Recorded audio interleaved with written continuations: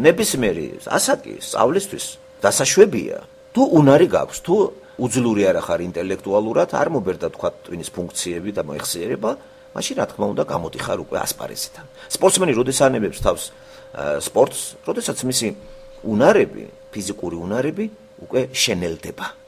კუნთები შენელდება, სპაზმირებულია კუნთები, ვეღარ უძლებს დაწოლას და ადვირთვას, გამოდის, გამოეთიშება. ხო, ასევე ინტელექტუალური ველზე ძოლა, ხო? იქ როდეს თუ გიღალატებს, იმ შემთხვევაში იღებ ხელს, ეს შენზე არ არის დამოკიდებული. და სანამ ეს უნარები აქვს ადამიანს, ეს ჩაახშო, მოაჩლუგო, პურის ჭამით, სასმელით, დროსტარებით, პირდაპირ დანაშაულია. სასიკვდილო ცოდვა ერთ-ერთი ეგ არის, სიზარმაცე ინტელექტუალური. ჩვენ ხომ ინტელექტი გვაქვს და ესაა ჩვენი პრიმატი სხვა ცხოველთა სამყაროსთან შედარებით, თორე ისე ჩვენ ცხენიც გვჯობია. წაგვართვით ჩვენ ინტელექტი აზროვნება და ცხენი ვერ ვაჯობებთ, რა ძალა აქვს, თან ბალახს აჭამს. მეტი ის საჭმელი არაფერი არ არის, ხო? რა ლამაზიც არის, რა ლამაზია ცხოველები, ლომი, მაგალითად ვეფხვი, რო გადახედავთ, სმარდი, სისწრაფე, ყველაფერი. მაგრამ ჩვენი სილამაზე გაცილებით უკეთესია, რომელიც არაჩანს, ჩვენი სილამაზე ეს ინტელექტუალურ სულიერი სილამაზეა, რომელიც მიესწრაფვის იმ სამყაროისაკენ, საიდანაც იგი გამორთული იყო. და გვეუბნებიან, რომ ეს სწრაფვა არის და უნდა გავაგრძელოთ სულა. სიარული არის ეს. ვისწრაფოდეთ იქითკენ. რათა ერთ ჩვენ დღეს განცხადდეს და ვაი, ძალიან ბევრისთვის განცხადება ცუდი იქნება, რომ გაიგებს ვინ იყო, რა იყო და საითკენ მიუთითებენ. სამართლიანობის პრინციპიდან გამომდინარე ძალიან ბევრი, როცა განცხადდება სულ ყველაფერი, მისი ცხოვრებაც, ყველაფერს რო გაიგებს და რო ეგონა რომ ვითომ ბუზი იყო, სპილო იყო და ყველაფერი განუცხადდება მას. სხვათა შორის ახლა ბევრი არ კითხულობს ბიბლიას, ერთ ჩვენ ერთ დღეს მაგას წინ დაახვედრებენ ყველაფერს და გაიგებენ. სამართლიანობა რა არის? უპრეტენზიოდ თავის თავს ადამიანი აღარ დააბრალებს, ისე დაშორდება სამუდამოდ ღმერთს და მერე ნახეთ თქვენ ადამიანის ინტელექტი უკვე ამოწურული იქნება. აი იქ ინტელექტი საჭირო აღარ არის. იქ ცოდნა საჭირო აღარ არის. ცოდნა და შემეცნება იმიტომ გჭირდება, ეს არის ის მაგნიტი, რომელსაც იზიდავს ღმერთი. და ჩვენ ეს მაგნიტი არ უნდა გადავაკრათ რაიმე ამაზე და იქ უკვე იქითა ქვეყანაში, როცა ღმერთს დაშორდება ადამიანი, იმ შემთხვევაში დაშორდება ღმერთს ადამიანი, რომელიც აქ საერთოდ წარმოდგენაც არ აქვს და არ სურს დაენახოს, გაიგოს, შეიმეცნოს და იაროს, ის რო დაშორდება ღმერთს, მის ინტელექტს ფასი ეკარგება. ჯოჯოხეთში ინტელექტი დაჭირდება ადამიანს? მე მგონი არა. და თუ ინტელექტი მას შეუნარჩუნდება მხოლოდ იმიტომ, რომ ეს იქნება ძლიერი ტანჯვის შეგრძნებისათვის, რომ შეიგრძნოს ის დიდი ტანჯვა, რომელიც მას მარადისობაში გამზადებული აქვს. ჯოჯოხეთი ეს არის, სხვა არაფერი. აი აქ კი გვჭირდება ინტელექტი. ჯერ არა ვარ ჯოჯოხეთში. ეს არ არის ჯოჯოხეთი, ეს ფიგურალურად იტყვიან. რა გაუჭირდა კაცს. ჩვენ ინტელექტი გვაქვს, ჩვენ და ამ ინტელექტით კავშირი გვაქვს უზენაესთან. და როცა უკვე ჯოჯოხეთში იქნება კაცი, რაღაც საჭიროა ინტელექტი, ღმერთთან აღარ გექნება კავშირი. ინტელექტს ესე იგი ფუნქცია ეკარგება. რატომ არ აქვს ინტელექტი ცხოველს? ღმერთთან მას კავშირი არ აქვს. ის ჩვენთვის გაჩნდა. ჩვენთვის გაჩინა ღმერთმა. ჩვენ უნდა გამოვიყენოთ ის. და გადახედეთ მის ცხოვრება, როგორია მის ცხოვრება, ხო? როგორი აი სული როგორც ასეთი, აი რომ ჩახედავ თვალებში. ცხოველებს არ აქვს ისე უბრალოდ ის პოეტური ისენი გადააქვთ. ადამიანს აქვს ეს ყველაფერი. ადამიანია უმაღლესი ცხოველთა შორის მეფე ცხოველებისა. ამ ცხოველთა სამყაროში განაწესა ღმერთმა ადამიანი როგორც მეფე, უზენაესი. და დაგვიქვემდა ვარავა სულ ყველა ეს. აი საკარგი რაღაცა იყო ეს, მადლობა მას და რამდენი ბოროტაც სარგებლობთ ამით. ეს შემეცნება ხელი არ აიღოთ ამაზე. აუცილებელია და უნდა გავიგოთ შემეცნებელი. შემეცნება რომ აქვს, შესამეცნებელია ის, ვინც მომცა ამის უნარები და უმთავრესი, ვისი შემეცნებაა საჭირო? უზენაესის, ღმერთის სამყაროს შემოქმედისა. აი მთელი ამ ხილები და უხილავისა ამოცანა ეს არის. სხვა დანარჩენი ცოდნა პრაქტიკულია, რომ შენ გჭირდება გამოიყენო აქ ამ ცოდვადაცემულ სამყაროში, რომ გაიოლო ცხოვრება. აქაც ღმერთის დამსახურება და ნიჭი და სიყვარული ჩვენი დიდი, ეს არის ჩვენდამი, რომ არ მიგვატოვა ციხეში, მაგრამ ჯოჯოხეთში ჩვენთან აღარ იქნება. იქ კანონებს აღარ დაგვიდებს ისეც, რომ ჯოჯოხეთი ვაქციოთ კომფორტაბელურად. იქ კანონები არ იქნება, თქვათ ფიზიკის კანონები, ბიოლოგიის კანონები, ეკონომიკის კანონები, რომ აღმოვაჩინოთ რაღაცეები და მოვიწყოთ სახლები ავიშენოთ. მასეთი რამე იქ არ იქნება. მოკლედ იქ ინტელექტს როგორც ასეთი ძალა ეკარგება. აი აქ არის გამოსადეგი. ამიტომ ცდება ის, ვინც ამ ინტელექტს არ იყენებს, ისე გადასკუტება იმ ქვეყანაში, აი მერე კი ტყავი გაძვრება. ღმერთი რა თქმა უნდა სამართლიანია და სამართლიანობის პრინციპიდან გამომდინარეა. მკაცრი ახლა როგორ შეიძლება მკაცრი იყოს? სამართლიანი რომ ხარ, ეს სამართლიანი გულისხმობს სიმკაცრეს, მაგრამ უცოდენარი კაცი მსჯელობს ასე. სამართლიანობა არ ნიშნავს სიმკაცრეს. მე თვითონ ჩავარდი იმ მდგომარეობაში, რომელსაც სიმკაცრე იწვევს. და ის შენ კი არ ხარ მკაცრი ჩემს მიმართ. შენ მას სამართლიანობამ ჩამაყენა ამ მდგომარეობაში რა, მე თუ შეზღუდული მაგონება, მე გიწოდო თქვენ მკაცრი ხართ. არ შეიძლება ღმერთი მკაცრი იყოს. ღმერთი მოსიყვარული არის, არსად არ წერია ისე. ეს არ არის ესეთი მოსამართლე, რომ ესეთი მოტივებით ხელმძღვანელობს, სოციალური, პოლიტიკური მოტივებით ღმერთი არ ხელმძღვანელობს. მოგეხსენებათ აქ ბევრი რამე ჩვენთან შეზღუდული არის და ძალიან ბევრი რამე იცით როგორ არის?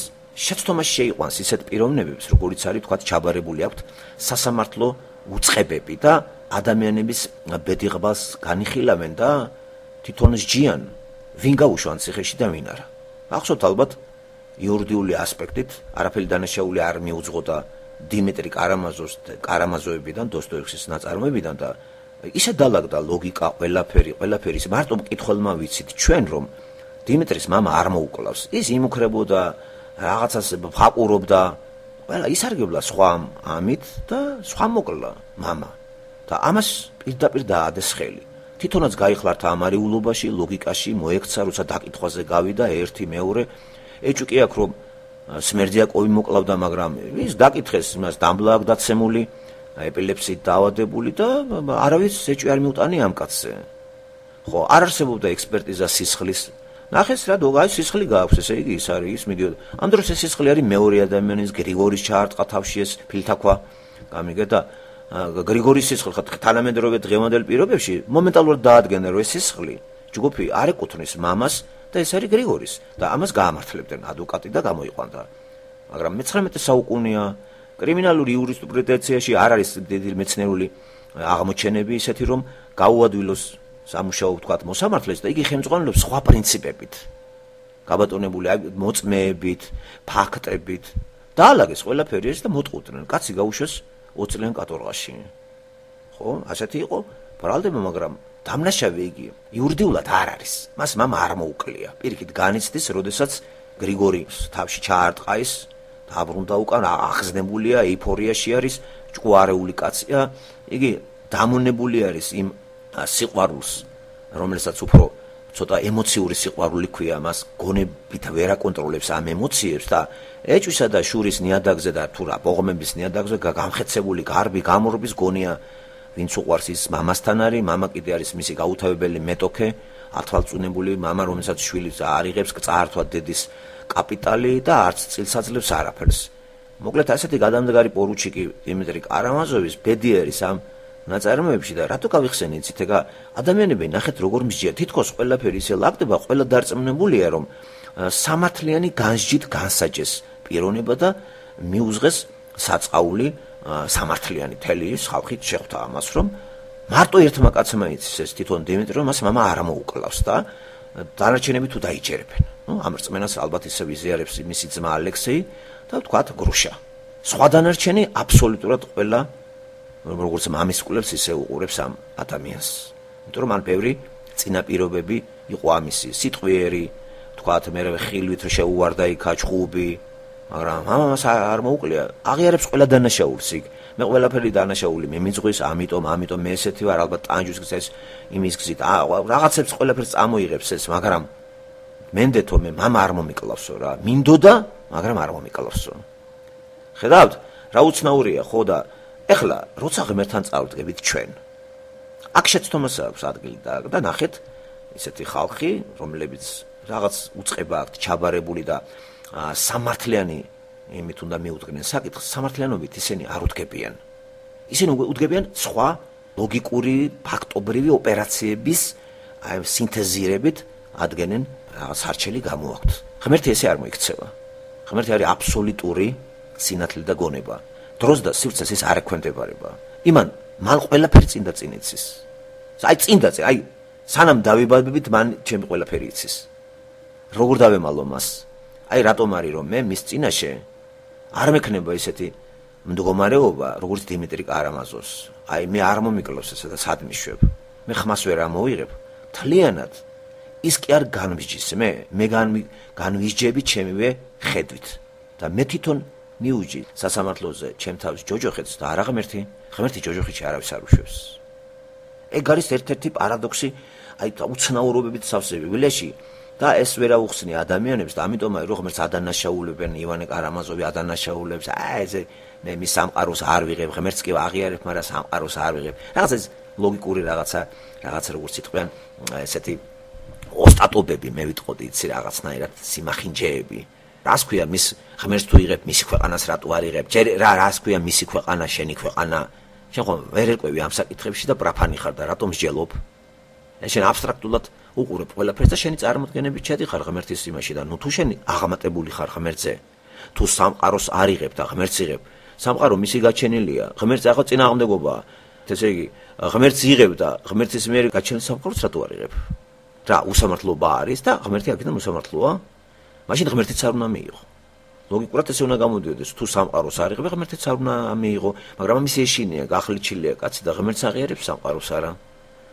უცნაურია ხო ესეთი მსჯელობებით სავსეა მე მგონი თანამედროვე თავები დადიან დედამიწაზე და ისინიც იმეორებენ აი არც ფიქრობენ არც გამოუკლებიათ ეს მასალა აი ესე გაიმეორებენ სხვის ამ სიტყვებს ასეთი რამე ღმერთთან ურთიერთობაში არ იქნება მეგობრებო ყველა აბსოლუტურად განისჯება იმის და მიხედვით ზუსტად რაც გააკეთა და რაც ჩაიდინა ის ვერ გაიმართლებს თავს ვერაფერში ადამიანები კი ცდებიან აი რა მართლაც რა ტრაგედია ჩვენ ვიცით ყველა ვართ ყველა მოწმე ვართ მაყურებელი მკითხველი თუ დიმიტრი კარამაზოვი მართლაც მსხვერპლი არის სხვისი დადგმული სცენარისა და ეს სცენარი მოამზადა სმერდიაკოვმა და თანამონაწილე თეორეტიკუსი ივანე კარამაზოვია ეს კიდე როგორც დებილი ისე მონაწილეობს ამ სცენარში ისე რომ გაგებაში არ არის ისეთნაირად თამაშობს იცი აი პაროლის მიცემა ის დაკაკუნებაზე სმერდიაკოვმა იმას უთხრა ამას უთხრა და ელემენტარულად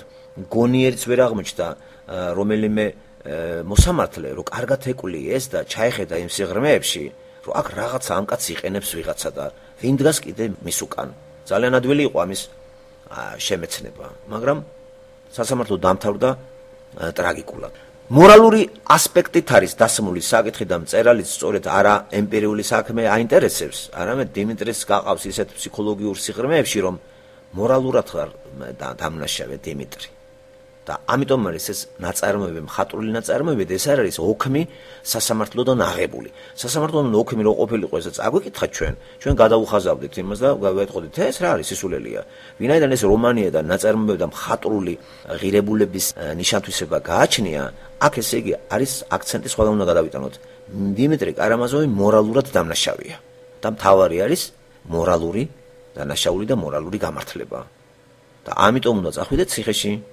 როცა ემპირიულად დაინახავთ ამას გახსოვთ ალბათ ეს ფილმად იქნა მე ეკრანიზირებული საბჭოთა პერიოდში და ბევრი რამე ამოყარეს იქიდან ხასიათები მაგალითად ამოიყარა იმ ფილმში მთავარი როლი დააკისრეს დიმიტრის გრუშენკას და ისე იყო წარმოჩენილი რომ მაყურებელს საბჭოთა ადამიანს შეზიზღებოდა რუსული იმპერიის მთელი აი სტრუქტურა სასამართლოდან დაწყებული ყველაფერი უდანაშაულო დიმიტრი დაიჭირეს მორალურს დანაშაულს საბჭოთა კავშირი არ იზიარებდა მორალი ხო არ არსებობდა საბჭოთა კავშირში როგორც ასეთი ეთიკა მათ არ ქონდათ მარკს ეთიკა არ ქონია ეთიკური ნაშრომი მას არ აქვს და არც უნდა ქონდეს მორალი იმიტომ რომ ადამიანი მარქსიზმში განიხილება არა როგორც ღმერთის შექმნილი პიროვნება არამედ როგორც ევოლუციის ნაყოფი ბაქტერიიდან წამოსული ცხოველიდან გამოსული და ბუნებრივია მორალი ტრანსცენდენტალური მორალი მას არ გააჩნია საბჭოთა ადამიანს ეს არის იმის დამიხედვით მორალი ვთქვათ პრაქტიკულ კონიუნქტურული მორალი ან ვთქვათ სიტუაციური ამ სიტუაციაში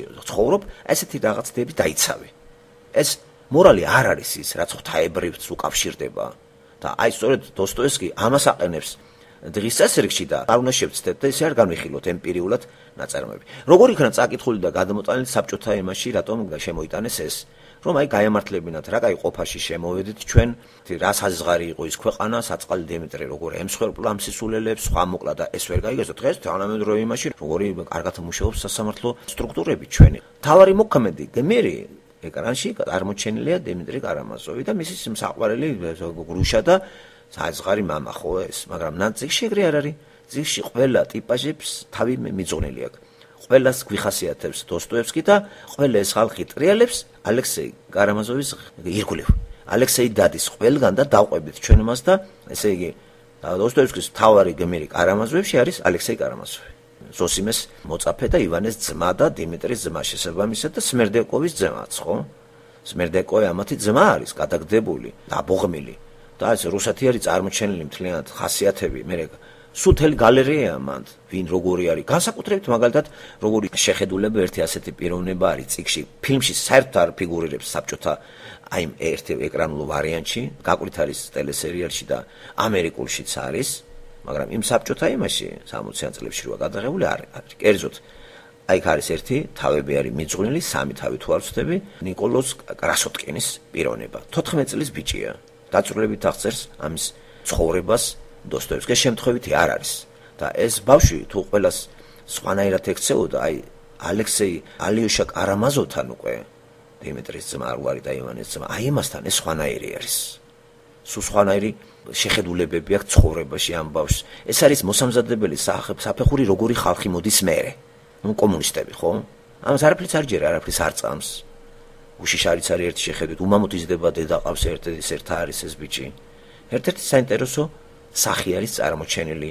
მე ურთიერთობა იმ სკოლაში ბავშვებთან და ერთ-ერთი მეგობარი რო უკვდება, რომელი მეგობარიც ბავშვი მასზეა დამოკიდებული და ეს იცავს მას სხვა ბიჭების ცემატყებისაგან და რომ ჩავარდება ლოგინათიკი და უკვე მშვიდობება ის ბავშვი მშობლებს ცხოვრებას, კოლიას სიტყვის ჩემთან მოვიდეს და აი იმართება იქ შეხვედრა, ამას ეწერება თვითონ ალექსეი ალიოშა კარამაზოვი. მე აქედან წამოსული, ახლა იმ გრუშასთან მიდის, ახლა ვეცნობთ გრუშას პორტრეტს. ეს არის ხასიათები რუსული პიროვნებებისა, ბავშვების, დიდების, პატარების და საეკლესიო. განსაკუთრებით კარგად არის თელთავები აქვს მიძღვნილი ზოსიმეს პიროვნებას. ვინ არის ეს ზოსიმე, რომელიც ფილმში საერთოდ გაპარული არის და საბჭოურ ფილმში ულიანოვი რო თამაშობს, იქ წარმოჩენილია როგორც საზღარი იმპერია და აი რისგან გავგანთავისუფლა ჩვენ საბჭოთა კავშირმა, საბჭოთა სისტემამ და ამ კომუნისტებმა, რომ ეს უკეთესი არის ვიდრე ის. წარმოჩენილი ასე იყო. მაგრამ ეს არ არის წიგნში.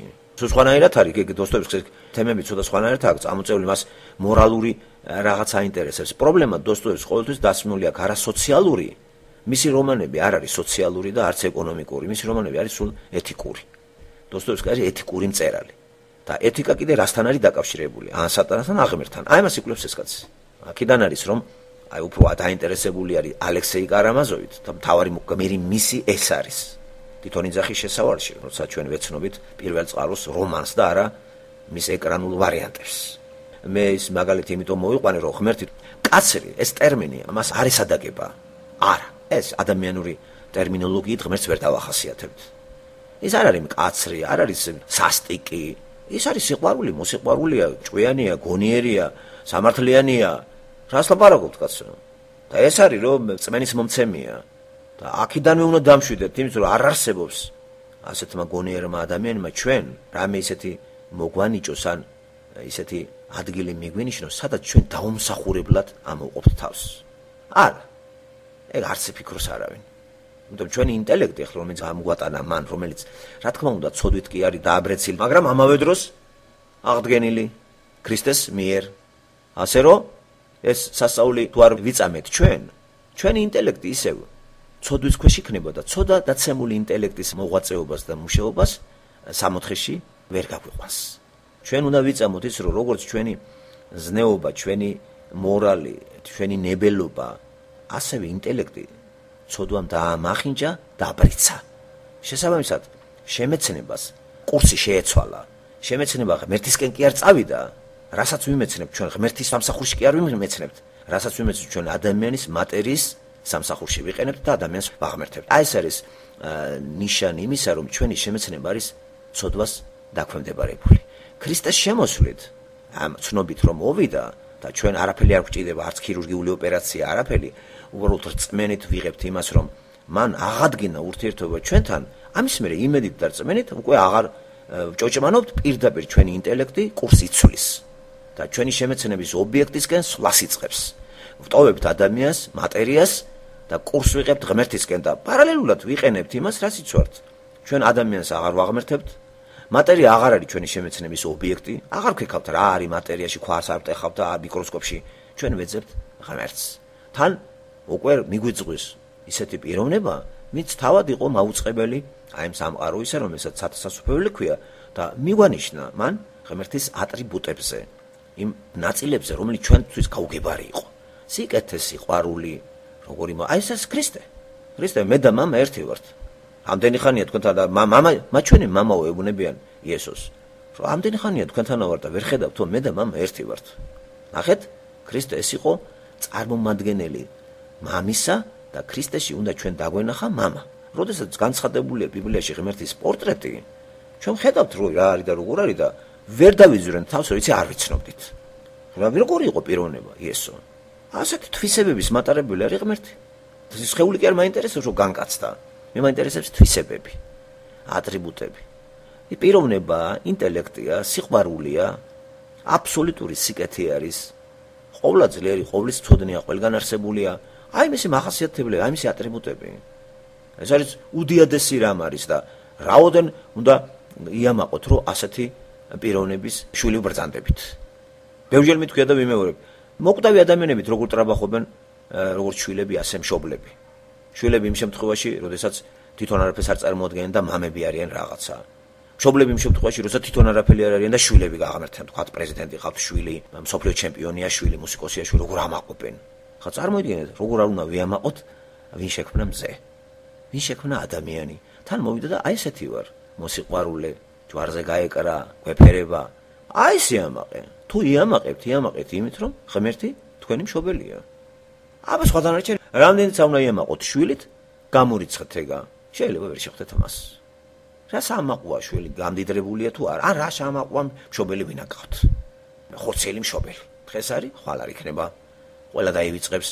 არა, ის არის, იყო არის და იქნება.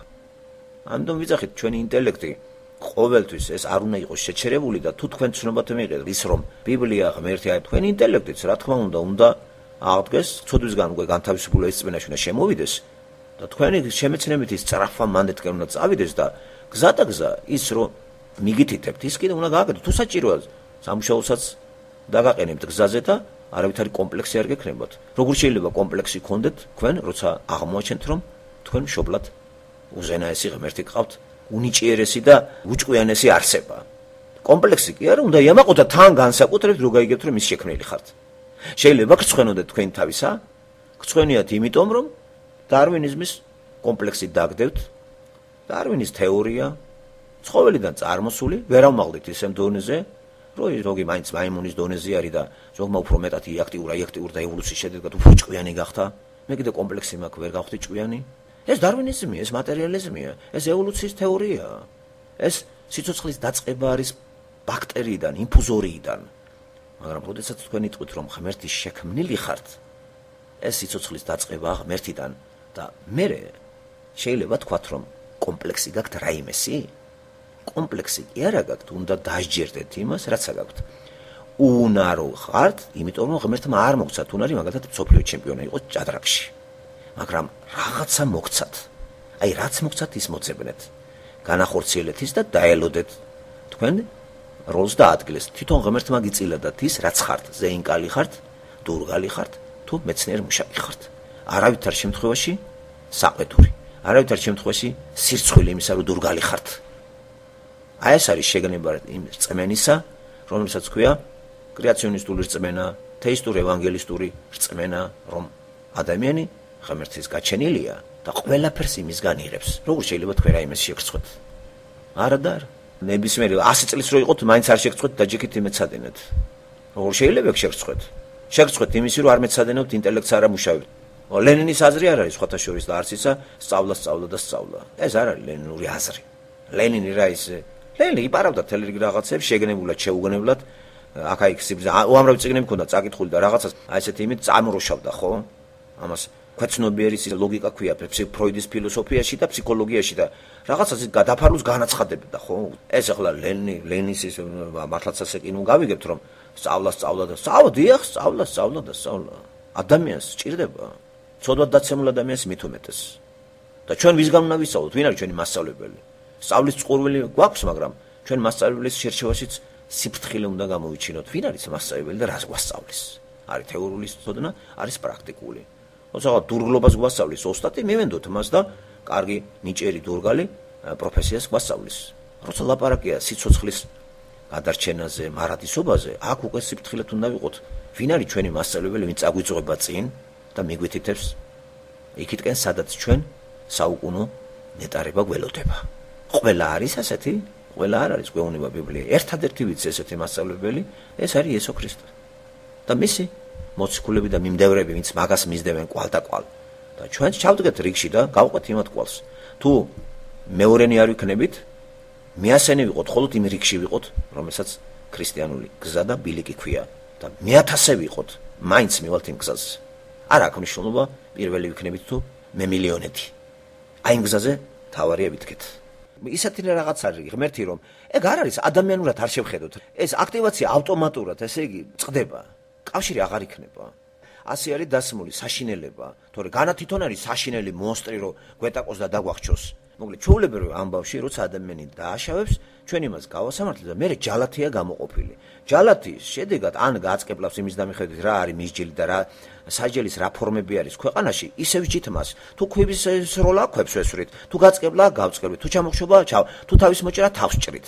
ღმერთი ეგრე არ წარმოვიდგინოთ. ის არაფერს გავს არ აკეთებს. ყველაფერს შენ თვითონ თესავ და იმკი. და აი იმ კუთხით არის საშინელება ცოცხალი ღმერთის ხელში ჩავარდნა და ესე იგი რო წარდგები ის კი არ დაგიჭერ. აი ეს თვისებები, რომელიც გიზიდავ და შენ ვერ მიგიზიდავ, რომ შენი ბრალია, ეს შეწყვეტავს კავშირს და დაწარმოიდგინე რა მდგომარეობაში ჩავარდები. სხვანაირად, საშინელ მდგომარეობაში აღმოჩნდები შენ. ღმერთი კი არ ჩაგაგდებს. იმიტომ რომ არ გაითვალისწინე ის, რაც მან არის ჩამოთვლილი. ნახე თუ ორი მოწმის თანდასწრებით მოსეს იმაზე ნახე რა ხდებოდაო, მით უმეტეს ის ვინც სიცხლე დაღვარა, შენ ამის იგნორაციას აკეთებ კაცო. და ვის ელაპარაკება? ეს ებრაელებს მიმართავს, რომლებმაც ისევ გაერთიან რიტუალებით, არ მიიღეს იესო, აგრძელებენ ისევ ძველ ფარისევლურ იმეებში, დაკვლებში, რიტუალებში, ხვსებსაჭიროებში. ეს ამით ვერ გამართლები. ქრისტე მოვიდა უკვე. და ამიტომ ეს წერილი სწორედ განმიზნული არის ებრაელებისთვის და ებრაელებს ესმით ეგრაზეა ლაპარაკი. შეიძლება ეს ვერ გაიგოს ქართველმა, იმიტომ რომ არ გაუვლია მას ის, რაც ებრაელები ქრისტემდე რასაც აკეთებდნენ, ხომ? ძველ აღთქმაში როგორ იყვნენ იქ უამრავი რიტუალები, ყველა მიცოდეს, რომ უნდა გაეკეთებინა როგორ დარიგებებით ყველაფრით. დააღრილი წმინდა სისხლი რისთვის, ცოდვის გამოსხილის, ამას შე რა მოგელის? საშინელება ცოცხალი ღმერთის, დაკვდით ცოცხალი. ეს არ არის უპიროვნო. უპიროვნოს ღმერთის ხელში ჩავარდნა არ არის საშინელება. უპიროვნო იცით რა არის? გონება არ აქვს, არაფერი აქვს, თავისთვის არის. უპიროვნოს ეთიკა არ აქვს, მორალი არ აქვს. უპიროვნო ღმერთის დაშვება ნიშნავს იმას, რომ მე არ განვიკითხები ეთიკურად და აქედან ჩემი ეთიკა დედამიწაზე გამართლებული, რასაც მინდა გავაკეთებ. აი რატომ არ იღებენ იესო ქრისტეს პიროვნებას და ძალიან ბევრი მოსახლეობა პლანეტისა, რატომ არ იღებს ქრისტიანობას? გაცილებით უკეთესია უპიროვნო ღმერთი. ღმერთი არის, ენერგია არის, აქედან მორალი, რაც მინდა დასაშვებია, გინდა ეს იყავი, გინდა ეს იყავი. და როცა წარდგები არ განიკითხები, აი ეს უპიროვნოა და იმიტომ. როცა შემოგაკ პიროვნება, ყველა მიცის რა არის პიროვნება, სამართლიანია, მოსიყვარულია, მორალი, სიყვარული. ეს ყველაფერი მან ერი, არა, ესეთი ღმერთი აბასად არის, აბასად წერია. და სხვათა შორის ავტორობის შესახებ 19 საუკუნემდე უდავო იყო, რომ პავლე იყო ავტორი. 19 საუკუნემდე. მერე დაიწყო ლიბერალებმა ქექვა და რა არის 19 საუკუნე? მატერიალიზმი, ევოლუციონიზმი. ბუნებრივი აღარაფერს აღარ აწყობს ეგა. მე დააკვირდით 19 საუკუნე. ეჭვი არავის არ შეუტანია, რომ ეგ პავლეა მაგის ავტორი. და მე რამდენი გაიყო მე იმის და მიხედვით, ვინ ლიბერალია, ვინ ისა და დაიწყო ლიბერალური თეოლოგიას გზა გაეხსნა. ბულტმანი, ბარტი, კარლ ბარტია უდიდეს წარმოადგენელი ლიბერალური თეოლოგიისა თან ეგზისტენციური ფილოსოფიური ზინ შეუშვა. აი მოახდინეს დემითოლოგიზაცია. ამათ მითებივით განიხილეს ბიბლია და ჩამოაშორეს თელი რიგი რაღაცები და ეგზისტენციალიზმის შეტენეს და მორალი დატოვეს და აი უკვე აურდაურიეს ხალხს ტვინი. და ბუნებრივი ასეთი ადამიანები უკვე ისტორიას იმაშვებიან, აი ქექავენ, ამან დაწერა, იმან დაწერა და სულ დაავიწყდათ რომ ეს ღმერთის დაწერილია. ისინი არ ცნობენ რომ ეს ღმერთის დაწერილია. მე-19 საუკუნიდან იწყება ეს. და რომელიც დაუჯეროთ, ის 19 საუკუნეს თუ 1 საუკუნეს. და ასე რომ შემოვიდა. და მე-20 საუკუნე, 2 საუკუნე. ვის სასარგებლოდ არის? სად უფრო ძლიერი ხალხი იყო ჭკვიანები. აბა გადახედეთ. მე-19 საუკუნემდე უფრო მეტი ჭკვიანი ხალხი იყო, პირველი საუკუნიდან მე-19 ჩათვლით, თუ მე-19-დან დღემდე. აწონეთ სასწორზე, ვინ გადაწონის? მე უფრო სხვა ანალიტიკურ იმას მიმართავ და აი ესეთი ცნობები და ესენი ფაქტები და რაღაცები შეიძლება თქვენ მიმობნეულია და ძალიან უხვად არის, თქვენ შეგიძლიათ იპოვოთ და ნახოთ. რა, კითხვა არ არის, აი იმაზე პასუხი არ იყოს გაცემული. ყველანაირი კითხვა, ამოდის ერთ კითხვაზე უამრავი პასუხი. ლიბერალების იმის ამის ყველანაირი და შეაჯერებთ მე თქვენ ალტერნატიულის არის. ამიტომ ახლა სწორად უნდა გავიგოთ ჩვენ და არ დავიბრუნოთ, იმიტომ რომ სატანა ყოველთვის ისე გააკეთებს, რომ ჩვენ დაგვიმახინჯოს. რა არის სატანის დანიშნულება დედამიწაზე აეხლა? არასწორი წარმოდგენა შეგვიქმნას ღმერთზე. ამას ართმევს თუ არა სატანა 100%-ით თავს. გეტყვით რომ კი. ახეთ რა გააკეთა თელ პლანეტაზე. მეტი მას დანიშნულება არაფერი არ აქვს. ეხლა ცოდვაში ვეღარ ჩაგვადგმევნებს ფეხს, იმიტომ რომ ცოდვას ვექვემდებარებით. ცოდვა ქრისტეს მიერ არის გამოსყიდული. ეს მან იცის და ეხლა თუ ზერელერ მორწმენა გაქვს და ამას მიიღებ, პიკირებას სატანა მაინც ახდენს ცნობიერებას. აი როგორ დაგიმახინჯებს ღმერთის წარმოდგენას. და ასე არ გაუკეთა ბევრი ლიბერალებს, ქრისტიანები ბევრი არიან, ხო? მაგრამ მათი ისინი როგორია შეხედულებები? მე არ მაინტერესებს შენ ქრისტიანი იძახო. სწორი შეხედულება თუ გაქვს ღმერთზე, სწორი პორტრეტია თუ სატანას მიერ დამახინჯებული. სატანის უდიდესი დანიშნულება და დამსახურება დღეს რასაც აკეთებს ეს არის ჩვენ არასწორი წარმოდგენა შეგვიდგას ღმერთზე და ამით ღმერთს საბოლოოდ დაგვაშოროს და მასთან გვამყოფოს. სატანას უნდა ხალხი მასთან იყოს.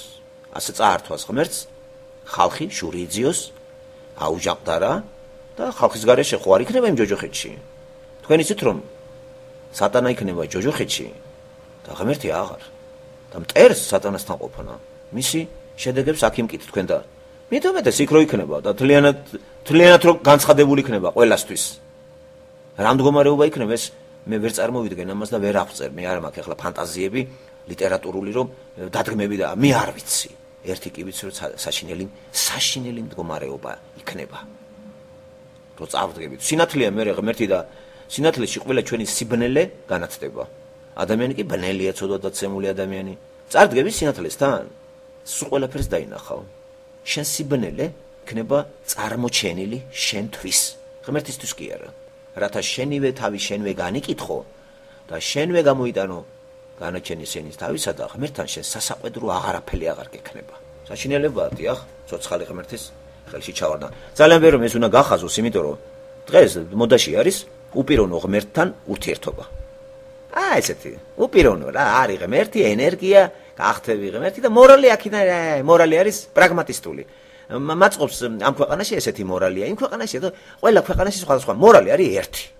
ყველასთვის სავალდებულო ერთი არის, იმიტომ რომ ღმერთია ერთი. და ახლა შენ რო იწყებ შენ მორალს, ირანელი სხვა მორალია, ეს არის უკვე სხვა რამე არის ეგ უკვე სატანური არის. შეიძლება 100 მორალი იყოს, 100 ზნეობა იყოს, 1000 კანონები არის ერთი, მორალური, სწორი კანონები არის ღმერთის მიერ ყველასთვის სავალდებულო ერთი. და როცა შენ ღმერთი არ აგზავნის, ცოცხალი ღმერთი და მithumetes ბიბლიდან მოწოდებული, რომელიც უამრავი ატრიბუტებია და მახასიათებლებია, რა თქმა უნდა ეს გაგიჟებს ეგ როგორ დაიცავ ამას, ამიტომ ჯობია ესეთი ღმერთი სცენიდან გაიყვანო და სატანის მიერ დაგიმახინჯოს, არის ღმერთი, აი უპიროვნო. ვინ გვაძლევს ღმერთზე ესეთ წარმოდგენებს? სატანა. ვინ შემოგვიტანა უპიროვნო ღმერთი? თუ ჩვენ რა თქმა უნდა ჩვენზე არ ელაპარაკი. ვინ შემოგვიტანა ის რომ აი ბუდიზმი არის სწორე, ისლამია სწორე? ისლამი სხვათა შორის მონოთეიზმია. ისლამი, ბუდიზმი, ქრისტიანობა ესენი არ აღიარებენ მრავალ ღმერთს, განსაკუთრებით ქრისტიანობა, ისლამი, ხო? მაგრამ არაფერი საერთო არ აქვს ისლამს ქრისტიანობასთან. არაფერი, არაფერი. უფრო მეც გეტყვით. აი კათოლიკური, ხო არის კათოლიკური? ეს არის სატანის მიერ არასწორად ჩვენ რომ მიხვდა რომ ეს ძალიან ძლიერი ის არის და ქრისტე, პეტრე, პავლე, ქარი, პასტორები. ნახეთ რა გააკეთა სატანამაც ტვინი ისეთნაირად შეუბრუნა ადამიანებს რომ როგორ უნდა მოგივიდეს ის რომ დაამატო იცი რა არის განსაწმენდელი, წმინდანები. ეს არ არის არასწორი გაგება ღმერთის. ეს არ უხსნის გზას ადამიანს ჯოჯოხეთისკენ. აბა სატანა გიჟი ყოფილა. აბა გადავხედოთ მართლმადიდებლობას ახლა მართლმადიდებლობის ინსტიტუტში. რა ხდება აქეთ? ოჰოჰო, აქეთ საჩინელება, ხო? რა ხდება აქეთ? რა სატანამ აქ რა გააკეთა?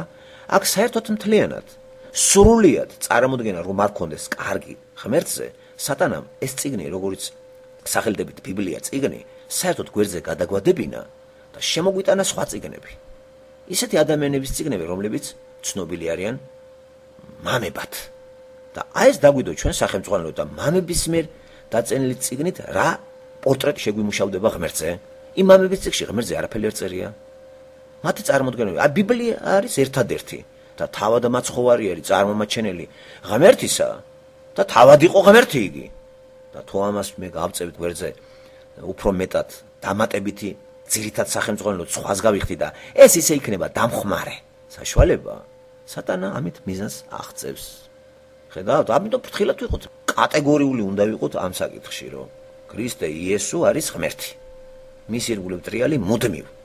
არ არსებობს სხვა ლიტერატურა. წაიკითხეთ, გნებავთ იმასაკით, კი არ ვიცახით, დავხიოთ, მაგრამ იმის გზით არ ვიაროთ. გავეცნოთ, მაგრამ არ ვიაროთ. ბევრი რამეა სამყაროში, მაგრამ ჩვენ ვეცნობით მარკეტში, შევდივართ. ბევრი რამე იყიდება მარკეტში. მაგრამ მე არ ყიდულობ იქ ბევრ რამეს. ვეცნობი, არ ყრი იქიდან, არც ჩემთვის მისაღებია იმას ვიღებ. ასევე კაცო, როცა ქრისტეს ეზიარება ადამიანი, თუ დაგჭირება ენერგია გადახედეთ, წმინდა მამის გადახედავთ, როგორ იტანჯებოდა კაცი, არის ადამიანია, ლიტერატურა აქვს დაწერილი. თავისი გამოცდილება აქვს ღმერთთან ცხოვრებისა წმინდა. რა არის წმინდა მამა? იმთავითვე გეტყვით, რომ სიტყვა მამა არასწორად არის ნათქვამი. მამა არავის არ უწოდოთო, ქრისტემ გვითხრა ეს. მე წმინდა, რაც შეეხება წმინდას, აბსოლუტურად ყველა წმინდანი არის, ვინც ქრისტემ იწამა. მაგრამ არ არის ტიტული, არ არის. ეს ცნება, წმინდა ცნება, ტიტული არ არის. ეს არ არის დამსახურებაზე შენზე, რომ აი ისწავლე საზოგადოებაში გამოხვედი და მე ეკლესია მოიწვია სინოდი და წმინდანად შეგრაცხეს. აი თუ თქვენ ქრისტეს აღიარებთ, ბიბლიის თანახმად, ქრისტეს თანახმად, პავლეს თანახმად ხართ წმინდანი. წმინდა ნიშნავს გამოყოფას. სიტყვა სიტყვით ქართული ნათარგმნი ბერძნულიდან არის ამის ბერძნული შესატყვისი ხაგიოს. ხაგიოს არის გამოყოფას. როცა ქრისტეს გაიცნობ, რისგან გამოიყოფი? აი ყველაფერი იმის, რაც მანამდე შენიფთებული იყავი. სატანისგან. სატანური წუთისოფლისაგან, წუთისოფლის დომებისაგან. და წმინდანი არა ხარ. მე გადახედეთ, რა არის ეს წიგნები, წმინდა მამის წიგნები? გავშიფროთ. ეს ხალხი არის გამოყოფილი ღმერთისთვის და აღწერენ თავიანთ გამოცდილებას, თავიანთ სიყვარულს ღმერთის მიმართ. ეს არის ავტობიოგრაფიული წიგნები. და ეს რაში გამომადგება მე? ეს დიდი ნახოთ რა და როგორ იტანჯება და უყვარს ღმერთი, მაგრამ ეს გამოვიყენო მე სახელმძღვანელო პრინციპად, სწორი არ არის. სახელმძღვანელო პრინციპი არის ბიბლია. გადახედეთ მართლმადიდებლობის რასაკეთებს. ახლა სატანამ ხო გააკეთა ეგა? თან სატანა ვის იყენებს დააკვირდით? ისეთ ხალხს კი არა მატერიალიზმ, მართლაც ქრისტესთვის თავგადამკვდარ ხალხს. მე არ ვაკრიტიკებ იმ მამებს. მე ვაკრიტიკებ ეკლესიას, რომელმაც მათი წიგნები წმინდანებად გამოაცხადა და ჩვენ დაგვისახა როგორც სახელმძღვანელო. აი ამათ ვაკრიტიკებ. იმათ არა. ისინი ქრისტიანები იყვნენ, კაცო. და დაწერეს რა რაღაცა თავისთვის წერეს და არ უთქვიათ მგინათ თუ არა ჩემი წიგნები გადაგარჩენ. მე არც არ წამიგითხია ის რომ რომელიმე მამა წერდეს ჩემი წიგნები გადაგარჩენთო. ისინი წერენ თავიანთ გამოცდილებას, თავიანთ ტანჯვას თუ რაღაცას განუდგენ, როგორ განუდგენ ცხოვრებას, როგორ გავიდნენ ცალკე, როგორ უყვართ ღმერთი, როგორ უყვართ იესო, ფიგურირებს ესა. ჩუშმე იმას მიბაძე და შენ ქრისტესთან მე რა ათემინე წმინდა მამის ცხოვრება. და სატანამ რა გააკეთა, გამოიყენა ისეთი ხალხი, რომ მართლაც ისინი ქრისტიანები იყვნენ. რა კონტექსტში ჩაგვიგდო ჩვენ? ბიბლია გაგვაწევინა გვერდზე და ის ხალხი კი ბიბლიას აღიარებდნენ. არც ეთისგან მე არ მომისმენია რომ ბიბლია არ არის ავტორიტეტი. და მე რა შთაბეჭდება ყველა საერთოდ დაწერს. მე რო გავდავწერო, ხო ჩემი გამოცდილება ქრისტიანობაზე, თქვენ დაждეთ და ეს წიგნები იკითხოთ და ბიბლია გვერდზე გადადოთ. ჩემი ბრალი იქნება თუ თქვენი. ეს გაეცანი როგორი ოპიტები მაქვს მე ამასთან, მაგრამ შენ დაგაინტერესოს უკვე ქრისტემ და არა ჩემმა წიგნებმა. შენ ეცნობი ჩემს მუშაობას, ჩემ გონიერებას, ჩემ გულს, ჩემ სიყვარულს ამით და წაგახალისო სამან და ბიბლია გვერდზე გადადო და ამ წიგნებით საზდოობდე. სატანას ეგ არ უნდა. რატომ აკეთებს ამას სატანა დააკვირდით? ეს ძალიან ადამიანური ეს წიგნები. ეს უფრო გასაგებია ჩვენთვის, ჩვენ ცნობიერები, ვიდრე ბიბლია. ბიბლია ძნელი წიგნია, რთულია. ახლა სატანა რა გააკეთა? და ამას გჯერა შენ ამ ადამიანების. მოკლედ რწმენა შემოდის ამ ხალხისგან. ბიბლიიდან და ქრისტედან რწმენა არ შედის ადამიანთან.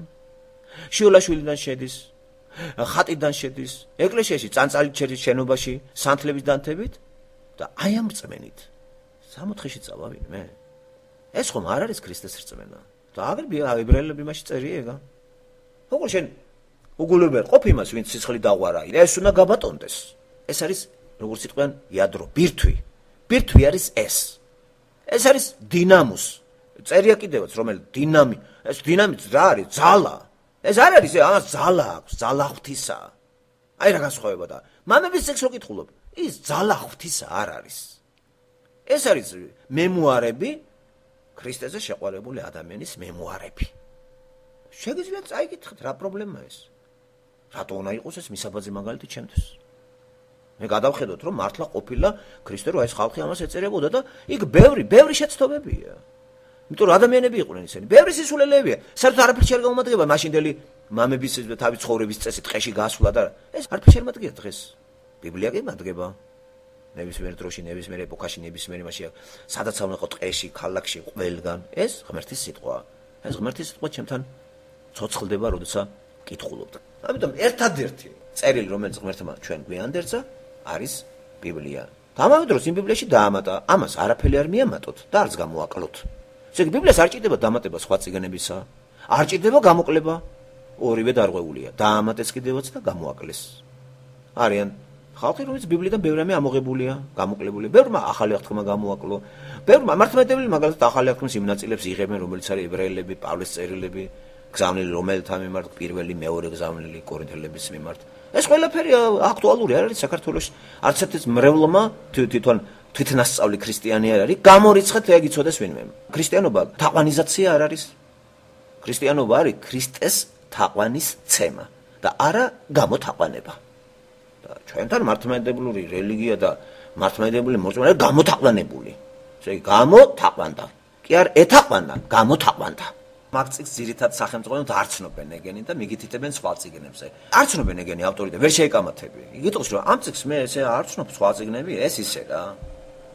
მაგაზე რო იყოს აშენებული და მაგას არ ასრულებდნენ, ტყავს გააძრობ. მაგას არ ცნობენ ესენი. მე ბიბლიის კითხვა არ არის აქტუალური თქვათ მაგ სივრცეში, იცი მოძღვრის ნებართვა უნდა კონდეს. კარგად რო გამოგათაყვანებს მოძღვარი და მე ხალისიც აღარ გიხნება ისი კითხვა ახლა. არა გაქვს უფლება ილაპარაკო მაგ თემებზე. აი პირდაპირ რადიოში რადიო ობიექტივი რო არის. იქ კაცმა პირდაპირ თქვა კითხვა რო დაუსვეს. მე ამ თემაზე ვიცი რომ მე არა მაქვს უფლება ლაპარაკის და საერთოდ არა მაქვს უფლება ესე იგი ბიბლიაზე ეს თურმე არ შეიძლება. ნახეთ როგორი ის არის კაცო გავრცელებული რომ ამ თემაზე ლაპარაკი თურმე არ შეიძლება. კითხვა დაუსვეს. სული წმინდით ვინ არის როგორ არის და იმან აცილება მიცა რა. და გვინჯილია როგორც ყოველთვის თავის იმაზე პირდაპირ თავის თებშზე იჯდა რა, როგორც იტყვიან რუსები, ხო? ხო არის ამის საწინააღმდეგო თავის თებშზე არის. ეს თავის თებშზე იჯდა. ადრე იყო და რუსული იმების შემოტევას აკრიტიკებდა ქართულ იმაში, ეხლა იმდენად არის გაკერპებული ამის ცნობიერებაში ენა, რომ ახლა სააკაშვილი ამოიღო მიზანში და ყველა მის სიტყვებს დასდევს. და იგივე შეცდომებს თვითონ უშვებს. სააკაშვილს ამ ხელს ვითარცა უცხო სიტყვების შემომტანი ქართულ სივრცეში და თვითონ არანაკლებად ხმარობს უცხოურ სიტყვებს. ხო, ძალიან ბევრი უცხოური სიტყვა თვითონაც იხმარა, უადგილოდ. და მე რატომღაც ქართულს უწუნებს სააკაშვილს და შიოლაშვილზე ხმას არიღებს. აბა დავაყენოთ ორი პიროვნება, ვინ უკეთესად ლაპარაკობს ქართულად, შიოლაშვილი თუ სააკაშვილი. რატომ ამას ლაპარაკი, რომ სააკაშვილი უკეთესი მეტყველი არის, მეტყველებს. ლოგიკურად და გამართულად და უამრავი სიტყვა ლექსიკონი უამრავია ხმას, რომელიც სადაც ხმარს მასზეა დამოკიდებული. და კაცი ამოიღო მიზანში ეს სიძულვილით რო ლაპარაკობ. კი, მაგრამ თუ ობიექტური ხარ, ახლა შიოლაშვილსაც დაუწუნე ენა. იქ რატო არ ეხები? ეს არ შეიძლება. ეს ჩემი განსახილველი არ არის. რატომ არის სააკაშვილი შენი განსახილველი? ვინ მოგცა ამის უფლება? ამაზე არ გაქვს უფლება, იმაზე ვინ მოგცა რო? აი კითხვა, რომელიც ერთი აცილება რომ მიცა, იცი? ბიბლიაზედაც იცი ვერ მიმიჯელებ, კომპეტენტური არა ვარ. თურმე რა ყოფილა, იცით? ბიბლია ყოფილა კომპეტენტებისთვის. ევოლუციის თეორიის მატარებელი პიროვნება არის თავკომპალი, იმიტომ თავკომპალიდან წამოვიდა ეგა და გაჩნდა ადამიანად.